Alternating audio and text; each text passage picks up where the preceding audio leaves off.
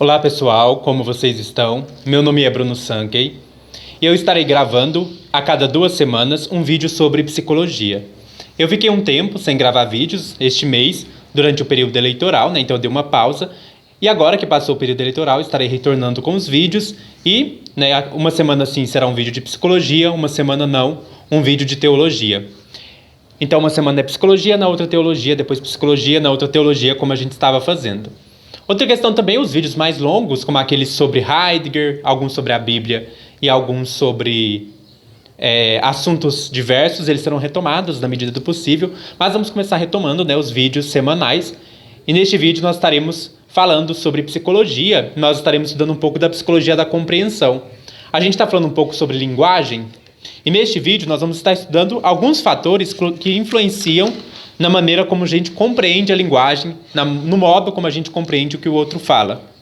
E aí, nós vamos estudar 4 fatores que são dificultadores, ou seja, que dificultam a compreensão daquilo que é dito ou daquilo que é escrito. Então, nós nos expressamos por meio da linguagem, mas nem sempre a gente tem a garantia de que aquilo que a gente diz vai ser compreendido pelo outro, no sentido daquilo que a gente tem dito. Pode ser que o outro entenda diferente, pode ser que isso que a gente falou, a pessoa demore um tempo maior para compreender o que a gente quer dizer. E neste vídeo nós vamos estudar algumas questões que influenciam ou que dificultam a compreensão do que uma outra pessoa está dizendo. Eu já peço a você que deixe o like no vídeo, se inscreva no canal caso não seja inscrito e ative o sininho para novas notificações. O primeiro elemento que dificulta uma pessoa de compreender uma linguagem é quando você usa muitas negativas. O segundo problema é quando as frases estão na voz passiva. O terceiro problema é quando as sentenças incluem estruturas embutidas. E o quarto problema é a ambiguidade. Vamos considerar cada um desses problemas brevemente para ver como eles dificultam a compreensão de uma frase ou a compreensão de uma sentença. O que são frases com negativas? No português isso é mais complicado ainda porque a gente às vezes usa dupla negativa, né? A gente vai falar alguma coisa e a gente fala, eu não como carne nunca. E aí você pensa assim, eu não como carne nunca. Você usou duas negativas, eu não, uma negativa não e o nunca para negar, E aí no português a gente costuma usar duplas negativas. Em outras línguas isso ficaria extremamente confuso, Se você falasse no inglês, por exemplo, I don't eat meat never, a pessoa ficaria muito confusa sobre o que você quis dizer, I don't eat meat never, porque você 2 vezes falou não. E aí fica parecendo, se você falou não 2 vezes, isso se anula. A gente sabe que frases que têm negativas, elas se tornam mais difíceis de compreender. E eu vou dar o exemplo de uma frase. Nós temos a frase, juiz nega proposta de impedir a aposentadoria do professor. Então pega essa frase, o que você entendeu dela? Juiz nega proposta de impedir a aposentadoria do professor. Se você entendeu o quê? Você entendeu que o professor vai poder continuar dando aula? Ou você entendeu que o professor não vai poder continuar dando aula? Então, para você ver, essa é uma frase que você precisa parar e pensar um pouco, porque ela tem muitas negativas. Juiz nega proposta de impedir. Impedir é um ato negativo, A aposentadoria também é algo negativo, que é parar de trabalhar. A aposentadoria do professor. Nem sempre a negativa precisa ser explícita, ela pode estar subentendida, não precisa ter escrito um não, Só de falar, por exemplo, a palavra impedir, você já percebe que eu estou usando uma expressão que tem uma negativa.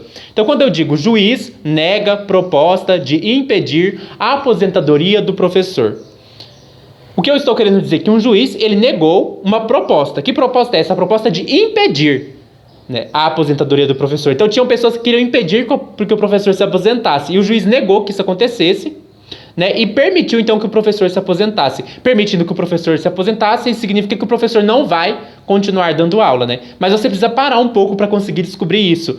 Outro exemplo, Poucas pessoas negam com veemência que a Terra não seja plana. Olha o tanto de negativa. Poucas, Então eu já tenho uma certa negação aqui, porque eu restrito a um número pequeno. Negam com veemência que a Terra não, aí eu tenho uma outra negativa agora explícita, não seja plana. O que você entendeu? Que poucas pessoas acreditam que a Terra é plana ou que poucas pessoas negam ou não acreditam? Tá vendo o quanto vai ficando confuso? Porque a gente vai usando negativas, No caso aqui seria que poucas pessoas realmente vão dizer que a Terra é plana, Mas se a gente falar poucas pessoas negam com veemência que a Terra não seja plana, a gente precisa parar um tempo para conseguir entender a frase que dificulta a compreensão. Um segundo exemplo de coisa que dificulta a compreensão a gente chama de voz passiva. O que é a voz passiva, né? Existe no português e em outras línguas também 2 tipos de voz quando você utiliza um verbo de ação. Existe a voz ativa, que é quando o sujeito pratica a ação, e existe a voz passiva, quando o sujeito sofre a ação. Então, um exemplo, quando eu falo a expressão a mulher comeu o bolo, isso está na voz ativa, porque a mulher, ela praticou a ação e ela é o sujeito da frase. A mulher comeu o bolo. Agora, se eu digo o bolo foi comido pela mulher, perceba que o sujeito da frase, o bolo, ele é quem sofre a ação. O bolo é comido, o bolo foi comido pela mulher. Então, quando eu coloco a frase na voz passiva, a expressão, né, o bolo foi comido pela mulher, fica, digamos assim, como aquilo que sofre a ação, o bolo. O que acontece? Frases na voz passiva são muito mais difíceis da gente compreender do que frases na voz ativa. Quando eu falo na voz ativa, a mulher comeu o bolo, eu consigo compreender mais rápido a frase do que eu dizer o bolo foi comido pela mulher. Tá. Uma outra questão também que torna difícil a compreensão é que a gente chama de estruturas embutidas. O que são estruturas embutidas? É quando uma sentença é embutida em outra sentença, formando uma nova sentença.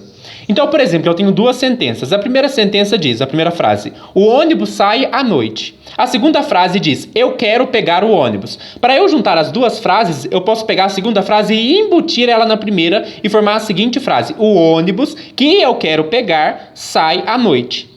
Perceba, por que é mais difícil compreender uma frase embutida? Porque uma frase embutida envolve um custo de memória. Se eu digo o ônibus que eu quero pegar sai à noite, eu preciso lembrar quando eu chego na segunda parte da frase que o sujeito da frase é o ônibus. Perceba, o ônibus é o sujeito. Que eu quero pegar, o ônibus é o sujeito do pegar. Eu quero pegar o ônibus. Sai à noite. Quem sai à noite? O ônibus. Ou seja, você precisa lembrar do começo da frase. Então, frases embutidas exigem um custo maior de memória e por isso são mais difíceis de ser compreendidas. E por fim, né, algo a mais que dificulta o entendimento de uma frase é o que a gente chama de ambiguidade. Então, por exemplo, eu digo 2 irmãs novamente unidas depois de 18 anos na fila do caixa. Isso acontece muito em manchete de jornal. Por isso que eu coloquei aqui como se fosse uma manchete. Se vocês procurarem manchetes de jornais, elas são ambíguas. A maioria delas são muito confusas, ambíguas, e geram um duplo sentido que fica mais difícil de entender o que a frase quer dizer. Então, quando eu falo 2 irmãs novamente unidas, depois de 18 anos, na fila do caixa. O que eu quero dizer com essa frase? Eu quero dizer que elas ficaram 18 anos na fila do caixa? Ou quero dizer que elas estavam separadas depois de 18 anos? Tá vendo? A frase ela é confusa, ela gera um duplo sentido, uma certa ambiguidade e isso dificulta. Por que é importante saber que frases negativas, frases na voz passiva, estruturas embutidas e frases ambíguas dificultam a compreensão? Por que é útil saber isso? Ora, por 2 motivos principais para quem é da psicologia. O primeiro motivo é que nós psicólogos, quando estamos atendendo o paciente, nós queremos ser claros. Nós queremos que ele compreenda o que estamos dizendo. Então, você sabendo que usar muito voz passiva, que usar muito negativas... Então, se você usa uma frase que tem um monte de negativa, né? Eu não posso senão negar a necessidade de impedir que você deixe de tomar o medicamento que você não deve tomar. Tipo assim, se eu começar a usar um monte de negativa nas frases que eu falo para meus pacientes, eles não vão entender o que eu estou falando. Ou se eu uso muito voz passiva, né? Ao invés de falar, acho que você está com depressão. Ou a depressão parece que está em você. Eu começo a inverter a ordem das frases e começo a falar de um jeito que fica difícil. Ou, por exemplo, eu começo a usar muita estrutura embutida. Eu acho que a depressão que você tem, né? E aí você vai colocando frases embutidas e vai ficando cada vez mais complexo do seu paciente entender o que você está querendo dizer. Ou você fala coisas que é muito ambíguas e que ficam confusas.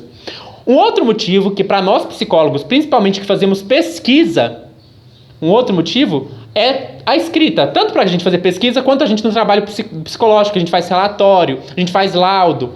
Tudo isso a gente precisa usar uma linguagem clara. Eu quero uma linguagem clara no meu relatório, quero uma linguagem clara no meu laudo. E se eu sou pesquisador, por exemplo, estou fazendo um mestrado, estou fazendo um artigo, eu quero que as pessoas compreendam o meu artigo. Então, se eu fico usando muitas negativas no meu artigo, muita voz passiva, muita estrutura embutida ou muitas frases ambíguas, eu estou fazendo um artigo que não vai ser claro. Então, por exemplo, ao invés de no artigo eu escrever, né, Freud conduziu um experimento. Vamos supor que eu quisesse escrever isso. Freud conduziu um experimento. Aí eu escrevesse na voz passiva. Um experimento foi conduzido por Freud. Qual das duas frases é mais fácil de compreender? A frase na voz ativa. Freud conduziu um experimento. Então, se eu quero escrever um artigo mais claro, ao invés de usar a voz passiva, ou seja, um experimento foi conduzido por Freud, eu posso optar pela voz ativa. Freud conduziu um experimento. E assim eu deixo a linguagem mais clara. Então, a psicologia da linguagem, nesse assunto de compreensão, ela nos ajuda a ter uma linguagem mais clara e mais compreensível. Espero que vocês tenham gostado deste vídeo e até mais.